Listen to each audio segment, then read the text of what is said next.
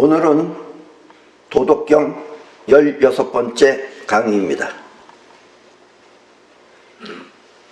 그리고 오늘 이 강의는 그동안의 도덕경의 핵심을 다시 한번 정리하며 또 도덕경에 대한 완벽한 이해를 하는 것으로 도덕경 강의를 오늘 모두 마치려고 합니다. 물론 그동안의 그 도덕경 원래 원문 중에는 안 한 부분도 있습니다만 그것은 지금까지 강의한 내용에 전부 다 포함되는 말들입니다.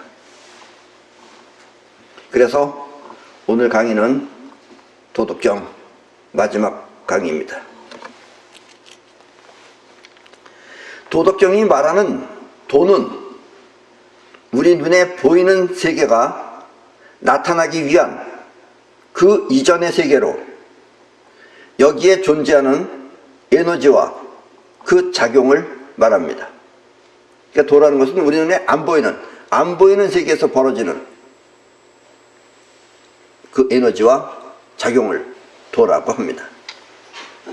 지금까지 우리는 이와 같은 도의 세계를 수직적 세계라고 말했습니다. 수평적 세계, 즉 평면적 세계가 눈에 보이는 현실 세계라면 수직적 세계는 눈에 보이지 않는 도의 세계를 말하는 것입니다. 지금 여러분들이 다 보고 이렇게 느끼고 할 수 있는 이 세계는 전부 다 수평적 세계입니다. 그런데 수직적 세계는 위로 뻗친 세계이기 때문에 우리 눈에 안 보이는 것이다 라는 이야기입니다. 바꿔 말하면 눈에 보이는 수평적 세계를 입자의 세계라고 말한다면 눈에 보이지 않는 수직적 세계는 파동의 세계인 것입니다. 결국 노자의 도는 파동 문명을 말한 것입니다. 네. 노자가 어쩌면은 파동 문명에 아주 먼 옛날부터 파동 문명을 말했던 사람이 노자입니다.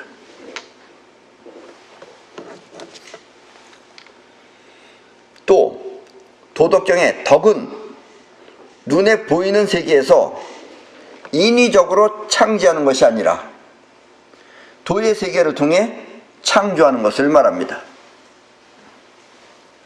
인위적인 창조는 필요한 것을 만들기도 하지만 반면에 그 이면에는 생각지도 못한 해가 나타나기도 합니다. 해로운 것이 나타난다 이거예요. 인위적으로 하면은. 우리는 이렇게 도를 통해 원하는 것을 직접 창조하는 능력을 싸이파워라고 합니다. 도의 세계를 통해서 원하는 것을 직접 만들어내는 것, 창조하는 것, 이것은 싸이파워입니다. 그러나 수평적 세계에서 하는 것은 무슨 일을 하든지 간에 그 반대 작용도 일어난다는 이야기입니다. 그러나 수직적 세계는 완벽해요. 도를 통해 창조된 현실은 원하는 것 이상의 성과를 얻을 수 있지만, 그러니까 싸이파워나 이런 걸 통해서 하면은 원하는 것 이상의 성과를 얻을 수 있지만 그렇다고 그로 인한 해는 전혀 없습니다.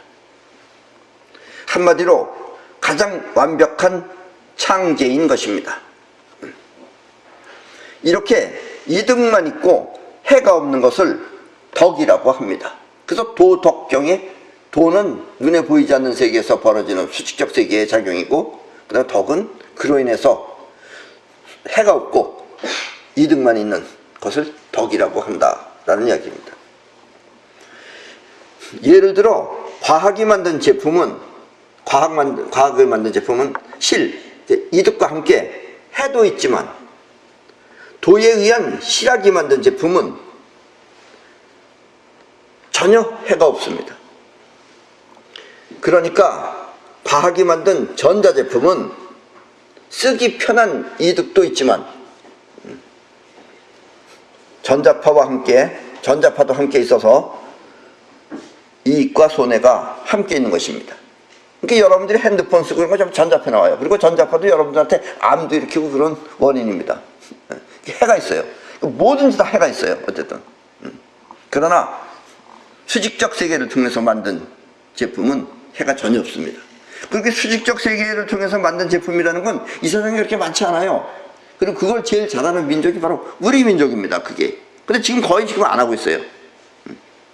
여러분들이 먹는 김치나 또 된장, 고추장 이런 것들도 다 마찬가지입니다. 그 옛날에 우리는 냉장고가 없어도 괜찮았어요. 그게. 그러나 이제 우리는 그런 능력은 거의 없고, 그렇게 해가 없는 그 제품들도 요즘은 나쁜 걸 써가지고 전부 다 해롭게 만들어내고 있어요. 그래서 수직적 능력을 구사할 수 있는 민족은 이 지구상에서 거의 유일하게 우리 한국 사람입니다. 그러나 도에 의해 만들어진 방자유기는 이득만 있지 해가 전혀 없는 완벽한 제품인 것입니다. 이렇게 보이지 않는 세계에서 보이지 않는 작용을 통해 완벽한 세상을 만들기 위한 파동 문명이 바로 도덕경인 것입니다. 노자의 얘기는 이렇게 자세히 알면 할수록 상당히 어려운 겁니다. 눈에 보이지 않는 도의 세계를 통해 덕이 나타나는 작용을 무위자연이라고 합니다. 결국 도의 작용이 곧 자연인 것입니다. 도를 통해 사는 게 자연이에요. 그게 자연적이에요. 수직적 세계가 자연이에요. 여기서 자연의 참 뜻은 인위적이지 않다라는 뜻입니다. 결코 바람 부는 산속이나 자연 경관을 말하는 것은 아닙니다. 그러나 자연적으로 부는 바람, 그 도예요, 아니에요? 도. 그 도입니다. 예. 선풍기. 아닙니다. 아니죠. 예. 물론 시골에 가서 보는 자연 경관도 자연이에요. 그래서 자연이에요. 그러나 그거는 우리가 인위적으로 만든 게 아니에요. 스스로 한 것이지. 예. 무위자연으로 한 거예요. 그것도. 노자는 기원전 604년 9월 14일 중국 초나라 고현의 여향 고긴리라고 하는 곳에서 자두나무 밑에서 태어났다고 합니다. 실내에서 태어난 게 아니에요. 그래서 무위자연하는 사람은 방에서 안 태어나요. 자두나무 밑에서 엄마가 애를 낳았어요. 그리고 그는 태어났을 때부터 귀가 남달리 컸다고 합니다. 원래 노자의 자기 성씨, 성은 한국할 때 그 한씨였다는 설이 있는데, 자두나무 밑에서 귀가 큰 아이가 태어났다는 뜻으로 노자는 스스로 자기 성을 여기서 이 씨라는 게 자두나무라는 뜻이에요. 자두나무라는 그 말이 원래는 이수라고 합니다. 여러분들 우리 이성기 할 때 이자가, 이씨조선 할 때 이자가 바로 자두나무 이씨예요, 그게. 그래서 성을 이씨, 그리고 이름을 귀자라고 장명하였다고 합니다. 그래서 이라고 알고 있는 그 이라는 이름은 누가 만들었다고요? 노자 자신이 만들었어요. 예, 장명하였다고 합니다. 여러분들이 생각할 때 좀 이상하지만 옛날 중국은 성을 임금이 하사하기도 하고, 좀 잘했어 그러면 임금이 자기 성도 주고 이렇게 좋은 성이 따로 있었는 모양이에요. 하사하기도 하고 또 스스로 창명하기도 하는 등 수시로 바뀌었다고 합니다. 뭐 일본도 그랬어요. 일본도. 그리고 이 세상에서 성씨가 제일 많은 나라가 일본입니다. 예. 원래 옛날부터 지들끼리 싸워가지고 거기 싸움이 치열했어요. 그래서 근사한 이름도 없잖아요. 거기는 뭐 다나카 밭 한가운데서 만들어가지고 나온 사람이 다나카예요. 또 시모야마, 그거는 산 아래서, 원래 시다예요. 시다. 또 우에야마도 있어요. 산 위에서 나온 여러 가지 지명이 다 있어요. 그게 다 거기서 만들었다. 이게 메이드인이라는 뜻이라고 생각하면 돼요. 일본 성은 메이드인입니다. 그게. 예, 거기서 만든 거예요. 아셨죠? 그래서 사람들은 노자의 이름을 이라고 알고 있습니다. 여러분도 이라고 알고 있었죠? 그 이유는 자기가 만든 이름이에요. 그 전에는 원래 한씨였는데, 나는 자두나무 밑에서 귀가 크게 태어났으니까 나는 이라고 해야 되겠다. 이렇게 진 거예요. 이가 이렇게 태어났다고 그러니까 내 길을 장포하긴 하겠는데, 나는 원래 거제도에서 태어났어요. 그리고 난 거제도에서 태어 만났지, 거기서 3살 때 나왔어요.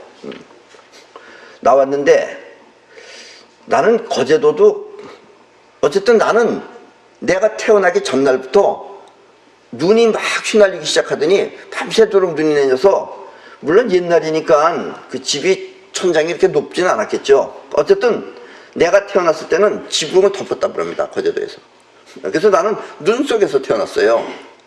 그래서 난 거제도는 눈이 많이 오는 줄 알았어요. 최근에 거제도에 몇 번 갔으니까 거제도는 거의 눈이 안 온다 그러더라고요. 그래서 나도 이가 자기 이름을 자두나무 밑에서 태어난 이라고 그러면 나는 뭐라 그래야 되나? 난 어쨌든 눈 속에서 태어났습니다. 눈 속에서 태어났고, 태어날 때부터 나 상당히 그 사람들이 총명하다 그랬어요. 그래서 나는 설총이라 그래야 돼요, 내 이름은. 이 친구 이름이 이라면 내 이름은 설총이에요, 설총이.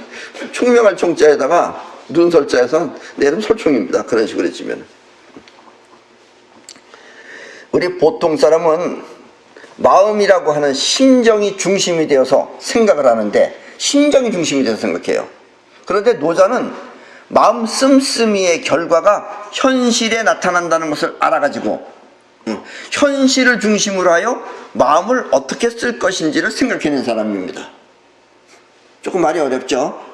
이게 무슨 말이냐면, 심정이 중심이 돼서 생각한다는 게 무슨 얘기냐면, 쉽게 말하면 우리는 외롭다, 쓸쓸하다, 괴롭다, 심심하다, 즐겁다, 따분하다 등등 이와 같은 마음에 의해서 무엇을 할까 고심한다면, 이게 뭐냐면, 이게 무슨 얘기냐면 심정에 의해서 생각하는 거예요. 그러니까 외로우니까 뭐 할까, 심심하니까 뭐 할까, 괴로우니까 때려 부셔야 되겠다, 뭐 이렇게 심정에 의해서 무엇을 할까를 고심한다면, 그런 것에 의해서 현실이 어떻게 변한다는 걸 노자는 알고 있기 때문에, 노자는 어떤 생각을 하면 무슨 현실이 나타날까를 생각한 그런 사람입니다.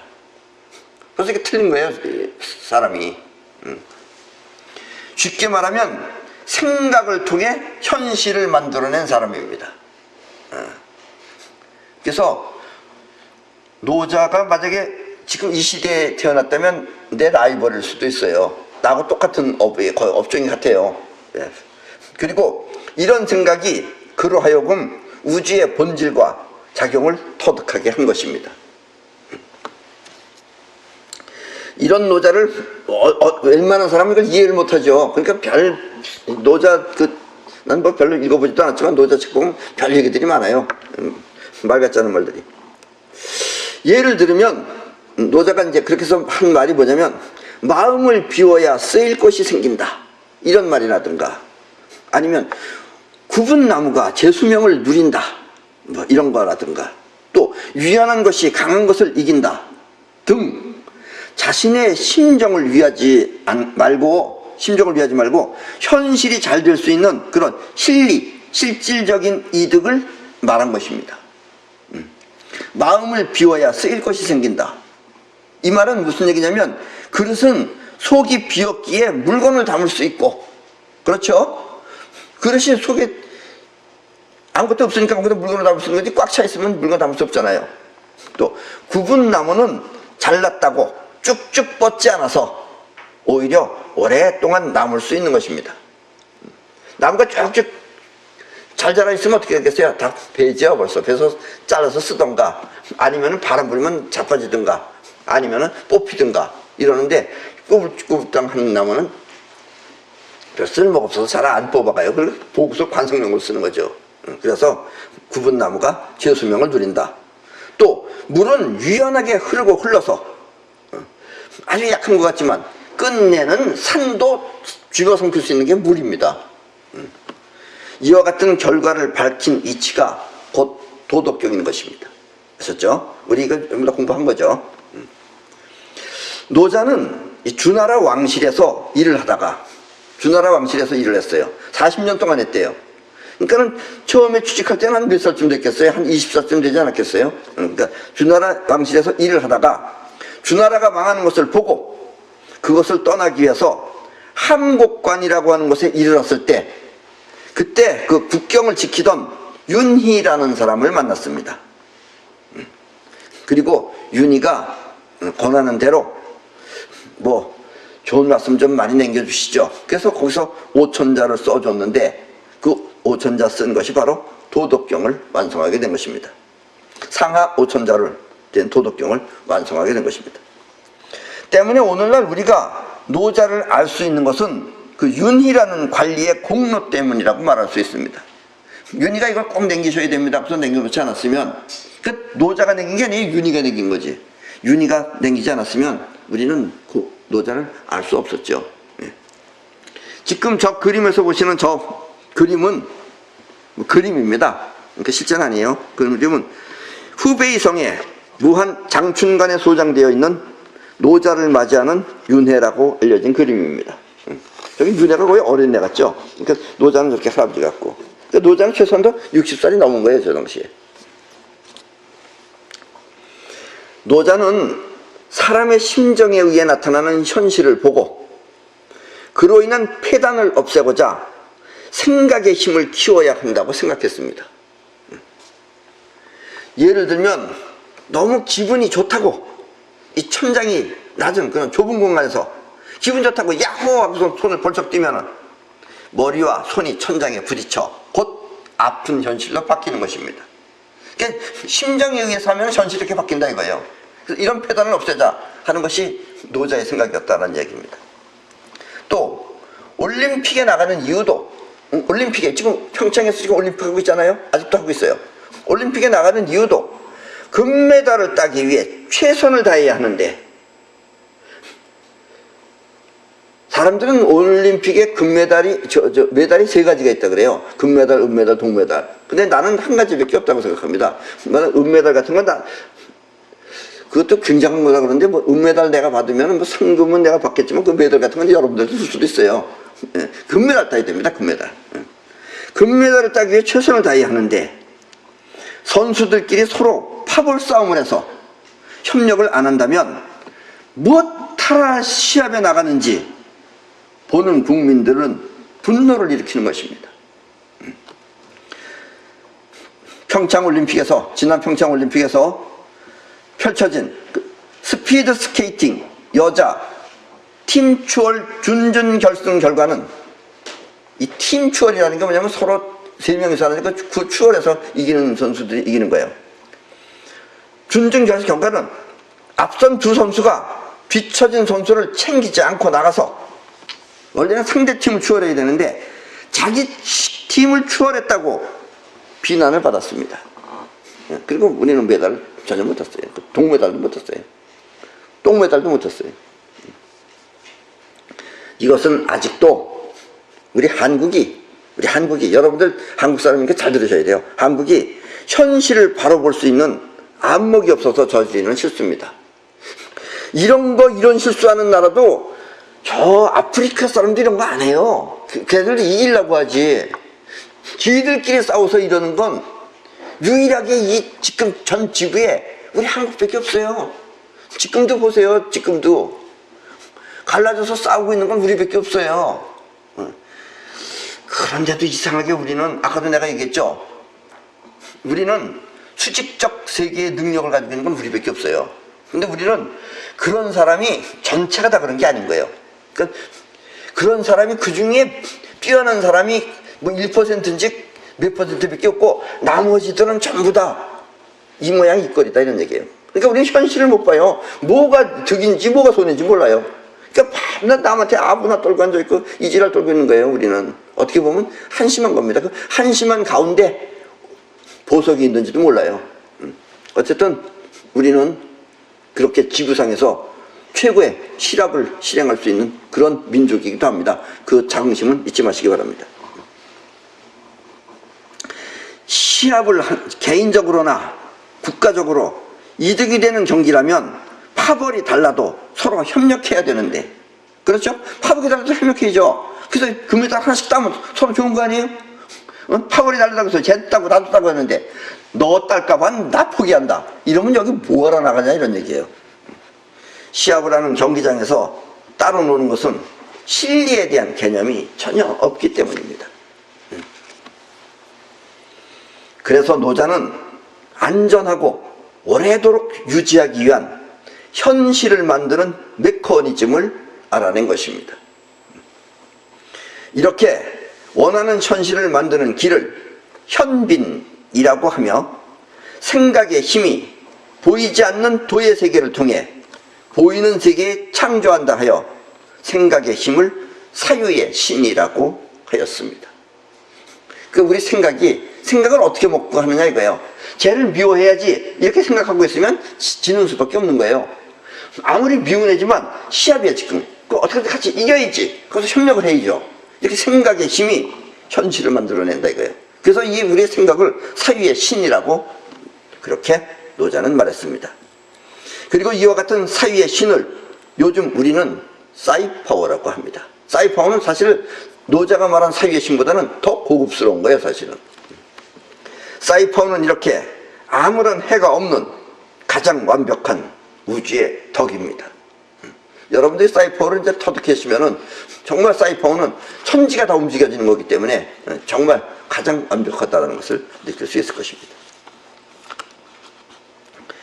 또 노자는 우리 몸이 건강하게 오래도록 잘 살기 위한 방법으로 단전호흡을 하였습니다.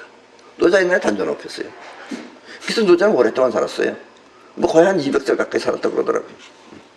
단전호흡을 통해 호흡을 천천히 한 것입니다. 여러분들 이런 얘기하면 이게 무슨 얘기인지 잘 모르죠? 그리고 또 노자는 다른 사람하고 아주 틀린 게 뭐냐면 이 목소리 등 소리를 통해서 아픈 부위가 낫도록 하는 파동요법도 구사해서, 옛날에 구사했어요. 그래서 21세기 현대인들도 감히 생각할 수 없는 최첨단 파동 문명을 실현한 것입니다. 예, 노자는 대단한 사람입니다. 우리의 수명은, 이 모든 짐승들도 다 마찬가지예요. 수명은 호흡이 느릴수록 길어집니다. 근데 원체 느린 호흡이 있어요. 저 열대지방 사람도 아마 호흡이 좀 느릴 겁니다. 근데 그 사람도 일찍 죽어요. 왜 일찍 죽느냐? 원래 기능은 빠르고 호흡만 느려야 되는 거예요. 근데 그 사람들은 기능 자체가 다 느린 거예요. 우리 수명은 호흡이 느릴수록 길어집니다. 그래서 쥐와 소는 같은 양의 호흡을 하는데, 그러니까 몇 번 하느냐? 쥐하고 소하고 횟수가 거의 같아요. 같은 양의 호흡을 하는데 쥐는 1년, 소는 60년을 사는 이유가 쥐보다 소가 호흡이 느리기 때문입니다. 그래서 쥐가 더 일찍 죽는 이유는 몸뚱아리가 작아서 일찍 죽는 게 아니라, 물론 몸뚱아리가 작으니까 호흡도 빨라질 수 있지만 쥐는 이렇게 하잖아요. 근데 소는 이렇게 느리잖아요. 그러니까 소가 오래 산다라는 이야기입니다. 또 지금 저 그림에서 보는 바와 같이 저 동영상 잠깐 보겠습니다.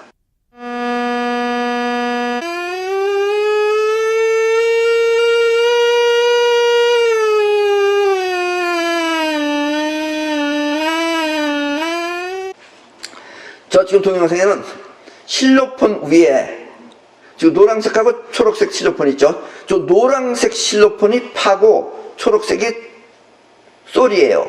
그리고 지금 양쪽에다가 지금 이파리를 올려놨어요. 그리고 소리를 옆에서 내면은, 파음을 내면은 파 위에 있는 잎은 모두 떨어지고 솔 위에 있는 잎은 그대로 있어요. 그러니까 건드리지 않았어요. 저런 걸 뭐라 그러냐면 공명현상이라고 하는 겁니다. 아셨죠? 그래서 이와 같은 파장끼리 공명을 하여서 움직였기 때문입니다. 노자는 그 옛날에 벌써 이와 같은 원리를 이용하여 우리 몸을 고쳤던 것입니다. 그러니까 몸의 어느 부분은 어떤 음을 내면 그 부분이 낫는 거예요. 저렇게 공명을 일으켜가지고. 여러분도 저 방법을, 이렇게 소리를 통해서 이 몸을 낫게 하는 방법을 배우고 싶으면은 그 육각나라라고 하는 곳에 들어가서 맨땅요법을 배우시면 됩니다. 맨땅요법을 할 때 저런 방법들을 가르쳐 드립니다. 사이파워가 원하는 것을 현실에 끌어오는 이유도 소리를 통해 몸을 고치듯이 생각이라는 그런 파장이 같은 파장끼리 공명을 일으켜서 현실 세계에 끌어오기 때문입니다. 아셨죠? 그러니까 이게 무당 같은 그런 짓이 아니다라는 얘기예요. 예. 요술이 아니다 이런 얘기입니다. 사이퍼라는 게. 여러분들이 생각하는 것이 우주의 그와 같은 파장을 여러분들이 눈에 보이지 않는 도의 세계에서 만나서 눈에 보이는 세계를 끌어오면은 여러분들한테 나타나는 것이다 이거예요. 그것은 물체뿐만 아니고 여러분들의 행동, 어떤 것이 되길 원한다까지 전부 다. 하다못해 천기, 비가 오고 눈이 오고까지 여러분들이 전부 다 원하는 대로 할 수 있다라는 이야기입니다. 그리고 이런 것을 하면서 이렇게 사는 사람을 신선이라고 합니다. 사이파워는 곧 사유의 신을 통해 현실세계에 창조하는 능력입니다. 그리고 그렇게 사는 사람을 사이원이라고 합니다. 사이원. 아마 노자가 말하는 신선이 오늘날 지금 우리와 함께 산다면 그들은 모두 사이원이 되어 있을 것입니다. 그래서 사이원이 되면은 노자가 말하는 신선하고는 약간은 다르겠지만 같은 그런 기능을 갖게 된다는 이야기입니다. 지난번 강의에서도 말했지만 이 우주가 존재하기 위해서는 반드시 작용이라고 하는 활동이 있어야만 합니다. 이렇게 존재와 작용은 엄연히 다른 것이지만 그렇다고 그 중에 어느 것 하나만 따로 존재할 수는 없습니다. 작용만 따로 존재하고 존재만 따로 존재하고는 안 되는 거예요. 바꿔 말하면 이 두 가지는 서로 다른 두 개가 아니라 사실은 같은 한 몸입니다. 근데 우리 눈은 두 개 다가 붙어 있다는 걸 못 느끼는 것 뿐인 거예요. 이렇게 서로 다른 두 가지 성질이 함께 존재하는 그런 우주의 비밀을 아프락삭스의 원리라고 합니다. 지금 여러분이 생각하는 우주, 그러니까 여러분이 생각하는 우주, 보통 사람들이 생각하는 우주, 보통 사람들이 생각하는 우주는 뭐예요? 저 수많은 별들이 존재하는 저 공간, 저것은 사실 우주가 작용하여 만들어낸 작품에 불과한 겁니다. 그러니까 내가 말하는 우주하고는 다른 겁니다. 내가 말하는 우주가 만들어낸 어느 한 일부분인 거예요. 때문에 눈에 보이는 별들의 세계는 아무리 커봤자 본 우주의, 전체 우주의 불과 5%에 불과합니다. 노자는 이렇게 작용하고 존재하는 우주를 도생일이라고 하였습니다. 도생일이라는 것은 작용하는 우주는 아무리 커봤자 결국은 하나다라는 뜻입니다.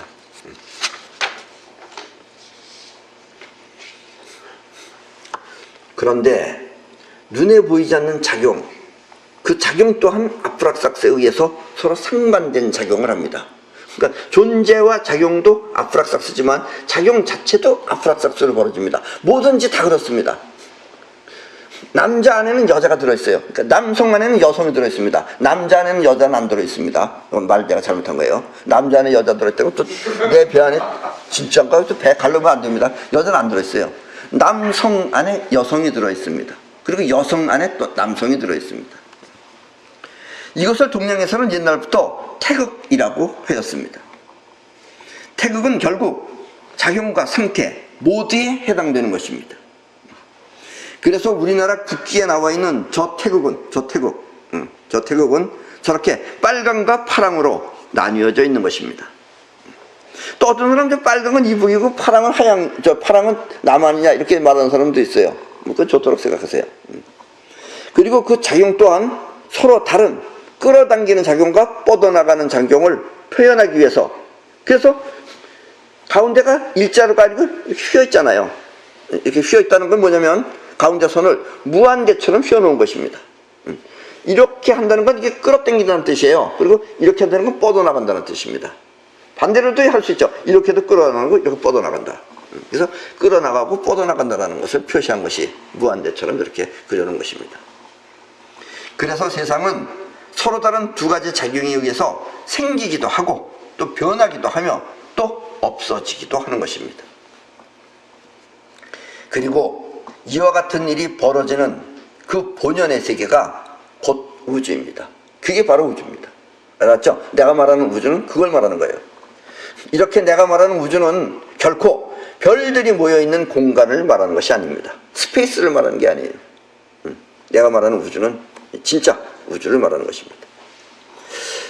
살아있는 우리에게 꼭 필요한 것이 있다면 그것은 바로 에너지입니다.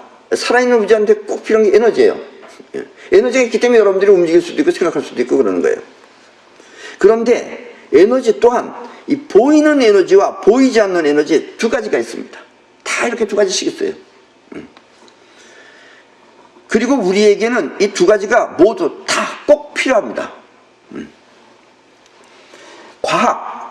과학이라는 것은 그 중에서 보이는 에너지만 밝혀놓았습니다.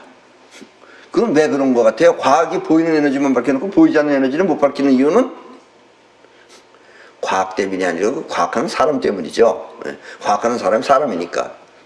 노자 같으면 보이지 않는 과학을 할 텐데 보통 인간이기 때문에 보이는 과학밖에 모르는 거예요. 그래서 과학이 밝혀놓은 것은 보이는 에너지입니다. 이렇게 과학에 밝혀놓은 에너지를 생체 에너지라고 합니다. 우리 몸을 움직이는 에너지입니다. 우리 몸을 움직일 때 쓰여지는 에너지가 바로 생체 에너지입니다. 여러분들이 음식을 먹으면 그 음식에는 영양분이 있습니다. 그 영양분하고 산소하고 결합하여서 에너지가 만들어지는 것이 바로 생체 에너지입니다. 그리고 그 에너지는 여러분들의 몸을 움직일 때 사용하는 것입니다. 내가 지금 이렇게 몸 움직이고 이런 거 전부 다 생체 에너지를 쓰는 거예요. 또 하나의 에너지는 생명 에너지 혹은 우주 에너지라고 부릅니다. 그리고 이것은 과학이 잘 모른다라는 얘기예요. 이것은 주로 여러분들이 정신작용을 할 때나 마음을 쓸 때 사용됩니다. 그래서 우리 마음 쓰는 건 생명 에너지를 쓰는 거예요. 생체 에너지. 그리고 여러분들이 아기를 만드는 것도 생명 에너지가 만들어내는 겁니다. 그리고 이것은 잠잘 때 여러분들의 영혼이 제1성자를 통해서 우주로부터 충전을 받습니다. 내가 충전받는 거야? 내가 배터리야? 그렇습니다. 여러분 제1성자에서 밤마다 충전을 받는 거예요. 그래서 잠이 중요한 거예요. 이걸 모르는 사람들은 그러잖아요. 밥 먹는 개는 건드리지 않는다. 건드려도 돼요 그거. 잠자는 개는 건드리면 안 되는 거예요. 아셨죠? 그래서 우주에너지라고도 하는 것입니다. 우주로부터 충전을 받기 때문에 우주에너지, 우주에 깔려있다 이거예요. 그리고 그게 생명에너지예요. 흔히 우리가 말하는 기는 생명에너지를 뜻합니다. 저 사람 기가 세게 생겼는데 생명에너지가 세게 생겼다 이런 얘기예요. 그래서 기를 쓴다고 할 때 그 기는 곧 무의식적 영혼을 말하는 것입니다. 영혼의 작용이 곧 기입니다.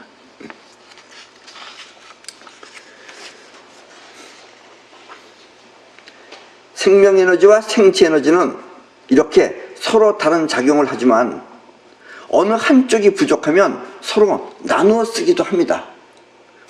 서로 생긴 것도 쓰고 그런데도 이게 이제 아프락삭스의 원리예요. 그러니까 이쪽 에너지가 부족하면 이쪽 에너지를 대체해서 쓰기는 해요. 이게 무슨 얘기냐면 여러분들이 배가 고파, 너무 배고파. 배고프면 어떻게 해요? 자요. 배고프면 자요. 먹을 게 없으면 잡니다 자꾸. 자는 이유가 잠자면서 이 에너지를 보충하려고 하기 때문에 그래요. 그리고 두 가지 에너지 중 어느 쪽이 더 절실합니까?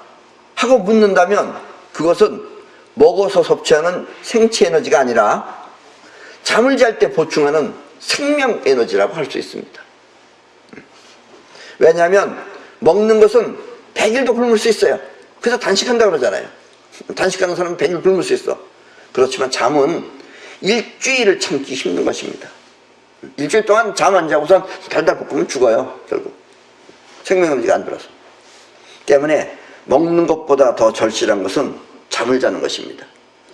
그러니까 여러분들 잠 안 자고 공부한다 그러면 그 죽겠다는 일이에요 그게. 그래서 잠 푹 자는 게 좋습니다. 공부하는 애들도 잠을 푹 재우고선 공부하는 것이 훨씬 더 유리합니다. 아셨죠? 그래서 이 내 이야기는 중고등학생이 많이 들어야 됩니다. 그래야지 어머니가 자꾸 잔다고 뭐라고 야단치면 이 테이프를 틀어주면은 엄마가 더 이상 자라 그러지 빨리 일어나라 이런 말에선 입을 확 걷어차지 않을 것입니다. 틀림없이 있긴 있으나 우리 눈에 보이지 않는 생명에너지는 역시 아프락삭스의 원리에 두 가지 작용을 동시에 합니다.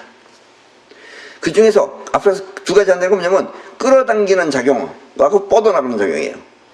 끌어나가는 작용은 여러분의 자의식이 되어서 지금 자의식이 되어서 보고 들으며 그 안에서 생각을 하고, 또 뻗어나가는 작용은 영혼이 움직이는 것으로 이 작용을 통해서 여러분은 원하는 것을 우주에 내보내, 파동으로 내보내는 거예요.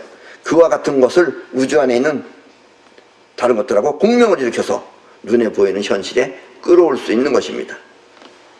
노자가 말한 사유의 신이 바로 이것이며, 이렇게 공명을 일으켜서 끌어오는 것, 이게 사유의 신이에요. 이렇게 끌어오는 작용을 사이파워라고 합니다.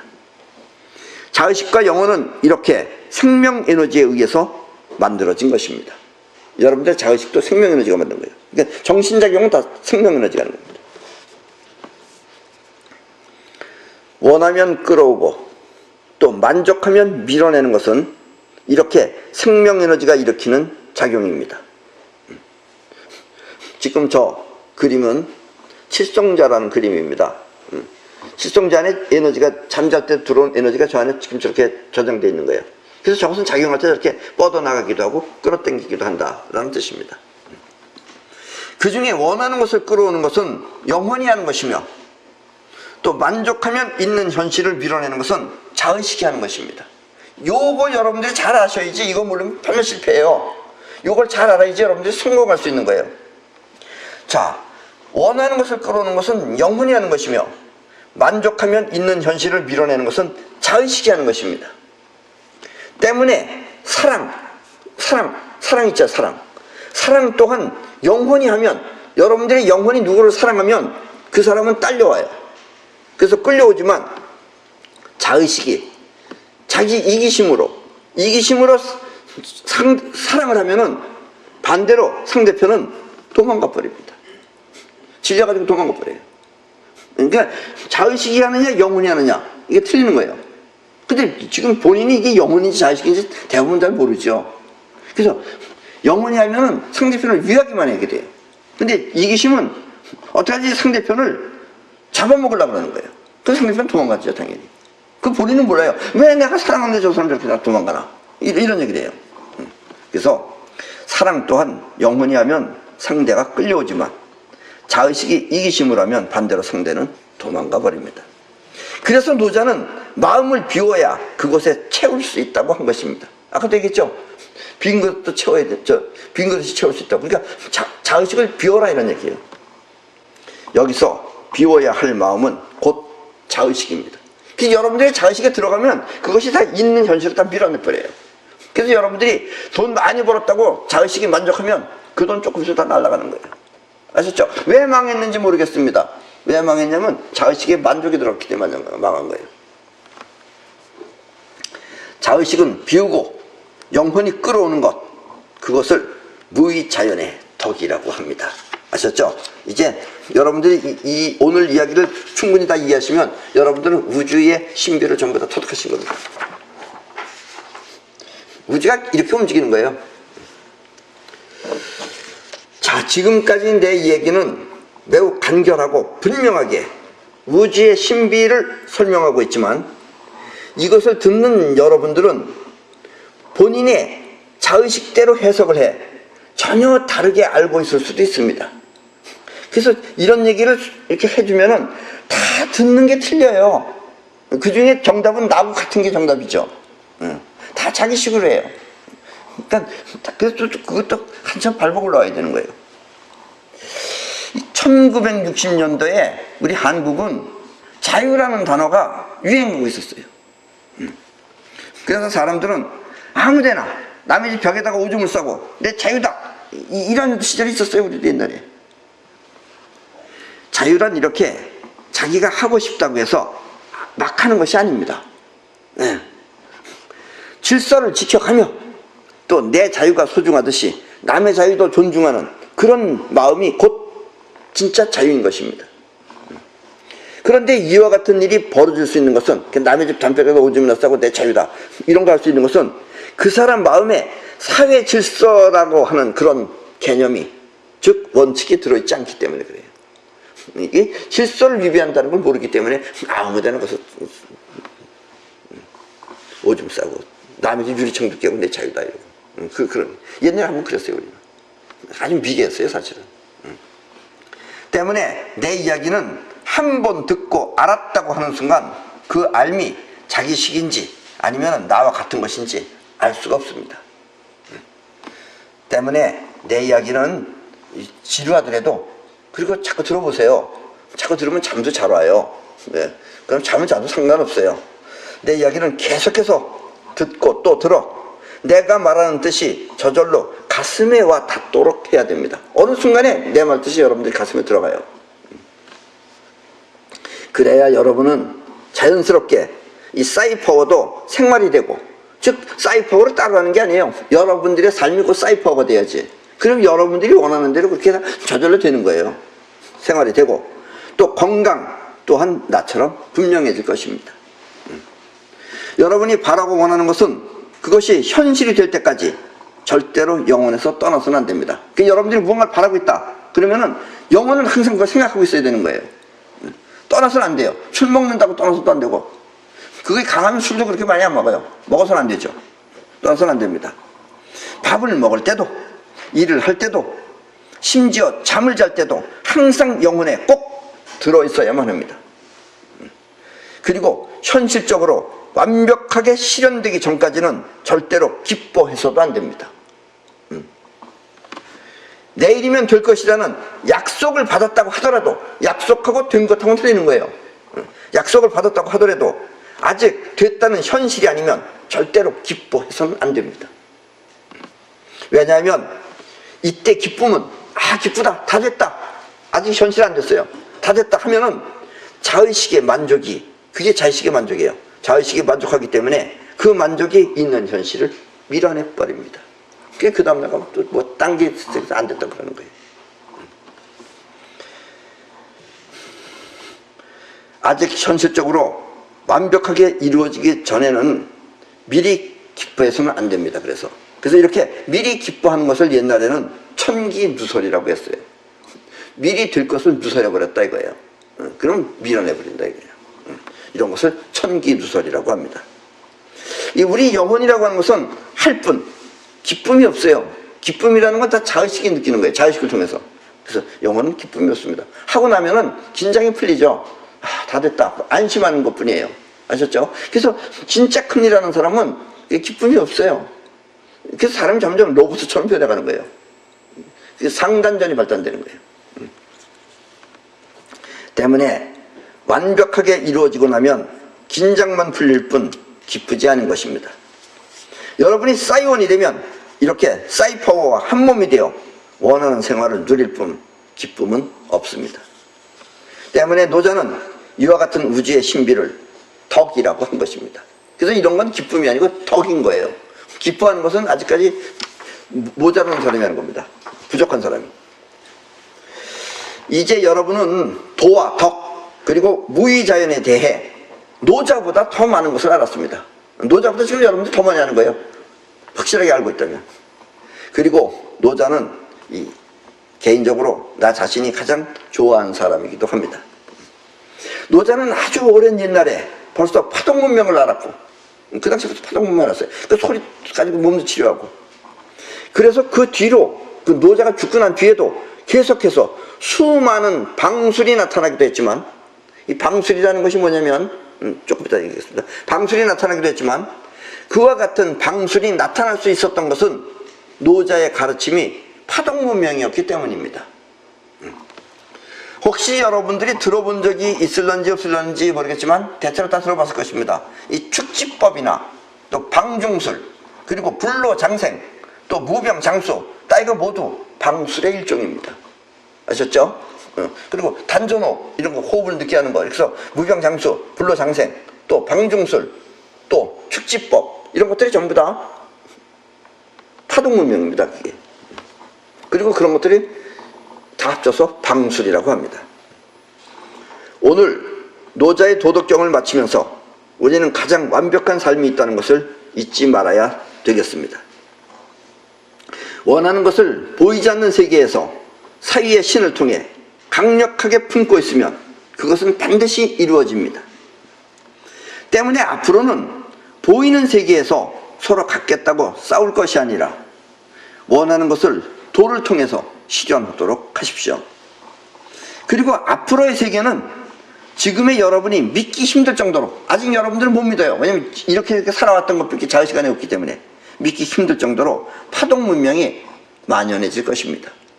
노자는 오히려 어떻게 보면 재수없는 사람이에요. 입자 문명 시절에 나온 사람이에요. 그러나 앞으로는 우주 자체가 파동 문명으로 지금 변합니다. 지구 자체가. 말만 하면 시중을 드는 그 파동 문명 시대에는 말만 하면 시중을 드는 그런 로봇이 아니라, 로봇은 지금 말하면 야 로봇아 뭐 가져와, 그럼 가져오고 지금 해요. 이 정도면 충분히 할 수 있어요. 이 정도까지는 이해하죠. 이것도 지금부터 30년 전 사람한테 얘기하면 꿈 같은 얘기예요. 그래서 여러분들은 이해합니다. 하죠. 그런데 앞으로는 이제 그런 정도가 아니고 생각만 하면은 도착하는 그런 초고속 축지법 자동차가 등장할 것입니다. 예. 앞으로는 이제 지구의 전쟁도 점점 없어집니다. 예. 저렇게 뭐 무기 가지고 싸우는 시대가 아니에요. 이미 지금 만들려면 다 거의 다 만들어져 있어요. 총도 이렇게 쏘고서 사격하는 게 아니에요. 생각하면 총알이 저리로 가서 맞추는 거예요. 그럼 또 이제 그거에 대해 반대가 나오겠죠. 이런 식으로 해서 점점 발달하면 싸움이 없어져 버려요. 아셨죠? 그리고 마음 또한 여유롭고 평화로운 시대가 될 것입니다. 그래서 내 말이 맞는지 틀리는지 의심스러우면 한 100살만 사세요. 지금부터. 그럼 틀림없이 이런 시대를 여러분들이 맛보실 수 있을 것입니다. 그럼 여러분 모두 건강하게 불로장수하시기 바랍니다.